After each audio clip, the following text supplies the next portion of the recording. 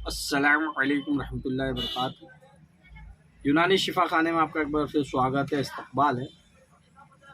आज हम आपको सर्दी खांसी के बारे में जानकारी देंगे। एक तो हम आपको बनी बनाई जो कि हमदर्द की दवाई है वो बताएंगे, और एक नुस्खा बताएंगे जो कि आप घर पर आसानी से कर सकते हो।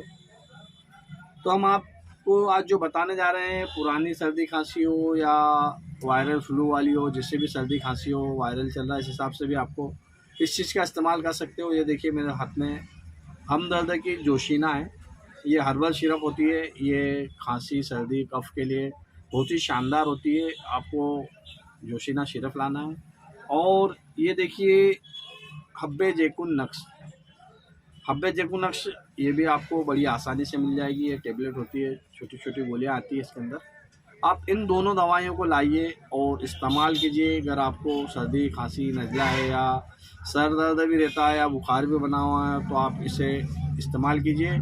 जोशीना सिरप आपको 10 से 20 ml हल्के गर्म पानी में डाल के इस्तेमाल करना है, और दो टेबलेट सुबह शाम जैकुन नक्श की लेना है। आप इसे लीजिए, कुछ ही दिनों लोगे तो आपको आराम लगने लग जाएगा और आपको बेनिफिट मिलेगा।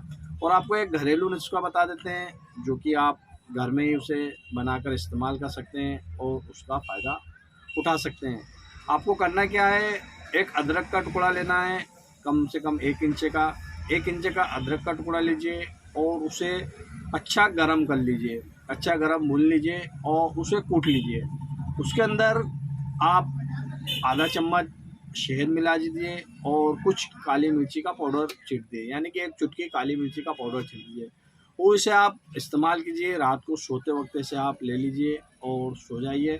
फिर देखिए आपको इससे भी कुछ ही दिनों में, अगर आपको पुरानी सर्दी है, कफ है, नज़ला है या खांसी की शिकायत है, तो ये सब पे काम करने वाला नुस्खा है। आप इसे इस्तेमाल कीजिए और आपको फ़ायदा हो जाए तो दूसरों को बताइए ताकि दूसरे भी इसका फ़ायदा उठा सकें।